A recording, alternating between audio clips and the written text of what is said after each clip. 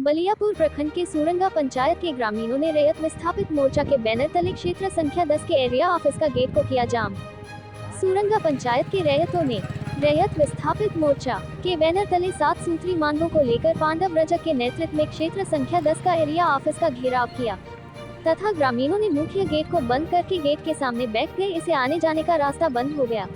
लगभग 4 घंटों तक गेट जाम रहा। फिर BCCL के अधिकारी और ग्रामीणों से वार्ता किया गया और ग्रामीणों को लिखित में आश्वासन दिया गया कि आप लोगों की जो भी मांग है उस मान लिया गया है तथा फिर से एक बार बैठकर समस्या का समाधान किया जाएगा।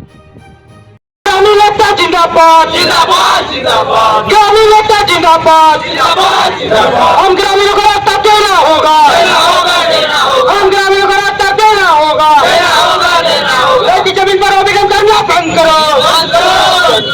मान लीजिए आप जो जमीन के बदले में मुआवजा रही है पैसा देना वो तो ठीक है, आपका टीम गया है आने दीजिए उसका हम वेट करेंगे, लेकिन हम लोग का जो मूलभूत सुविधा है उसको तो आप जो मेरा सुविधा जो मेरा था उसको जो आप ढक दिए उसको तो बोल दीजिए। वो भी हमारे पावर में नहीं, तो आपका पावर में बंद कर दीजिए सब, फिर प्रोजेक्ट पूरा बंद कर दीजिए, प्रोजेक्ट बंद कर दीजिए। कैसे कर सकते काहे नहीं कीजिएगा? धरना प्रदर्शन क्यों किए हुए? दादा धरना प्रदर्शन इसलिए किए हैं कि आज 3 तारीख के घटना के बाद आप देखिए कि उसमें ना तो रास्ता खोला गया, ना हमारा 400 प्लॉट जो मतलब जबरन अभिडम किया गया है उसको अभी तक हटाया नहीं गया, ना हमारा बड़ा तालाब मतलब साफ किया गया और वहाँ मात्र एकमात्र कुआं था हमारा पानी पीने का, वो भी ढक दिया गया। आप बता दीजिए मतलब इनको CSR के तहत मूलभूत सुविधा देना चाहिए, जैसे बिजली, सड़क, शिक्षा, पानी, हॉस्पिटल, सिंचाई के लिए पानी, मान लीजिए ये तमाम चीज उसको देना चाहिए। देने का तो बहुत दूर की बात है, आज हमसे छीना जा रहा है। इसीलिए हम लोग एक दिवस मतलब एरिया का चक्का जाम किए हैं। अगर इसमें भी ये लोग मतलब बात नहीं आ रहे हैं तो हम लोग कोयला भवन का भी गेट जाम करने का, तो इतना दूर से आए हैं लेकिन मैनेजमेंट किसी तरह अभी तक वार्ता करने के लिए नहीं आई है। हम क्या मांग कर रहे हैं? हम लोग यही मांग कर रहे हैं जो हम लोग का एकमात्र रास्ता था उसको खोला जाए। हमारा 400 प्लॉट में जो रैयत किसान का प्लॉट में जो भी डंप किया गया उसको अविलंब हटाया जाए। आपकी जो लड़ाई है बहुत बड़े लोगों से हो रही है, क्या लग रहा है आप सचिएगा इस लड़ाई को? देखिए दादा, लोकतंत्र है, भारत एक संविधानिक देश है। आपको ज्ञात होगा कि 23 साल में भगत सिंह ने अपना शहादत दिया था। क्यों दिया था? उनको लगा था इस माटी के लिए हमारा शहादत का जरूरी है।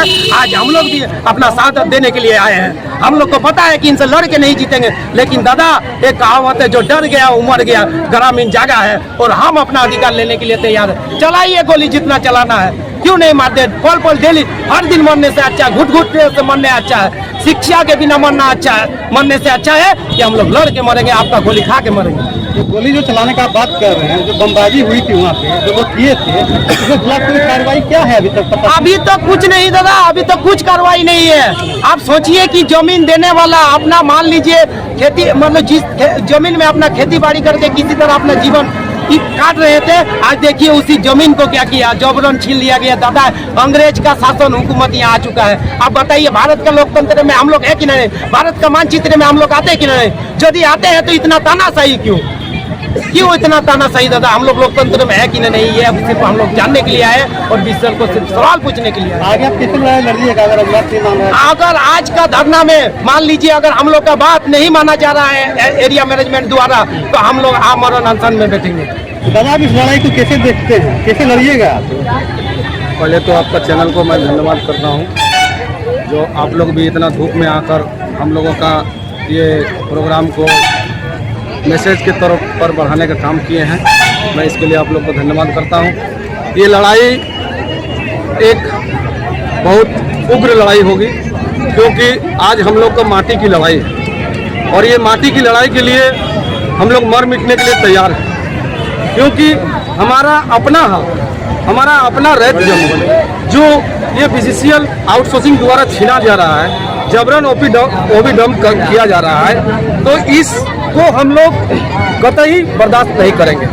आज अगर प्रबंधक महोदय यहाँ नहीं मानते हैं तो हम लोग पूरा एरिया को चक्का जाम करेंगे और इसका जिम्मेवारी प्रबंधक महोदय होंगे और जो भी उग्र आंदोलन होगा उसका पूरा जिम्मेवारी प्रबंधक महोदय। ये जो समस्या है जमीन लूटने की, ये पूरे धनबाद की समस्या है या कहें तो पूरे झारखंड की समस्या है, ये आपकी समस्या नहीं है। अगर सभी लोग मिलकर लड़ाई लड़े तो ये जीता जा सकता है, लेकिन आपको देखा जाता है कि आपके पंचायत में बहुत फूट है, क्या कहिएगा इसके बारे में? वो तो इन लोगों का चाल है, जो खुद करो राज करो, वही आदत कर दी है। कुछ हमारे लोकल आदमी को 5,000 10,000 रुपया देकर रख देते हैं, उग्र बना देते हैं, गोली बम चलाने के लिए रख देते हैं। तो ये खुद करो राज करो, ये लोग को तो आदत है।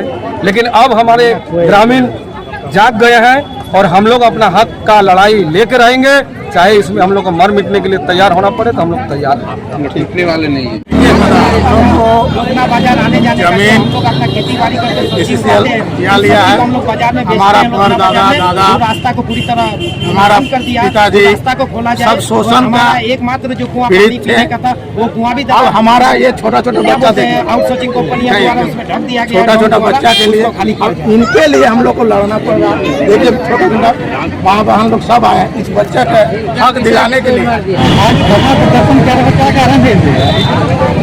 धरना प्रदर्शन का मुख्य कारण यही है कि BCCL कंपनी जो आउटसोर्सिंग चला रही है, आउटसोर्सिंग के माध्यम से जो कोयले का उत्पादन कर रही है, यह जो है पूर्ण रूप से ग्रामीणों का मौलिक अधिकारों का हनन करके यह कोयले का उत्पादन कर रही है।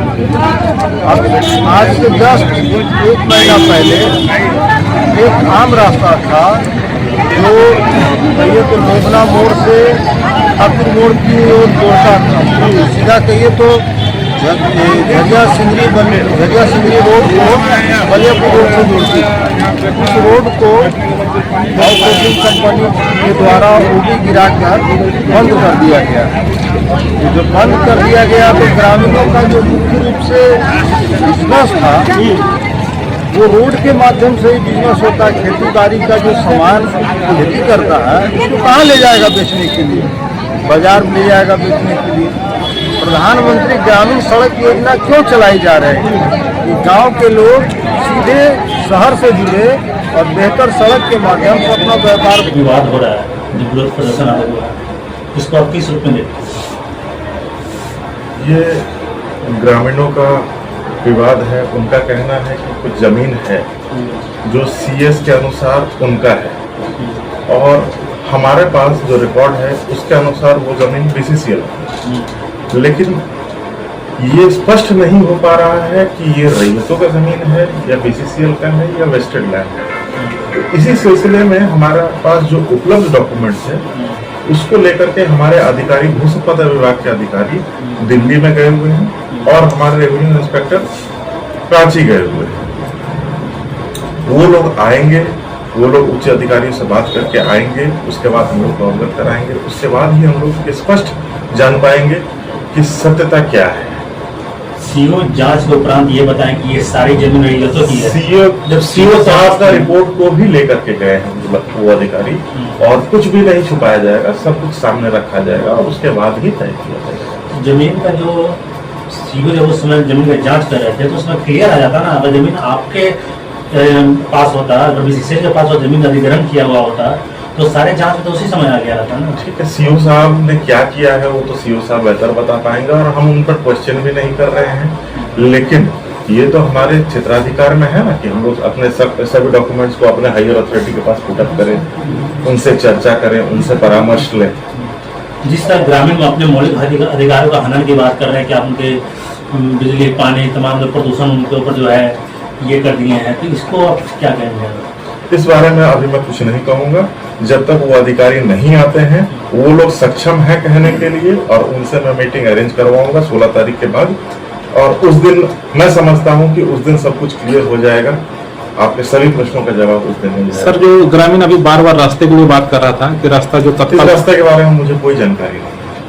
तो लोगों का कहना है कि हम लोग वर्षों से वही रास्ते से आते थे और जाते भी। देखिए, मौखिक रूप से कहना और एक मैप लेकर के बैठना, एक सर्वे का टीम लेकर के बैठना, रास्ता था तो कहाँ से होकर के रास्ता गुजरता था, वो कह सकते हैं। लेकिन हम लोग जब रास्ता देखेंगे तो मैप में देखेंगे, कोऑर्डिनेट्स देखेंगे कहाँ है, और उसके अभाव में हम तो अभी कहेंगे कि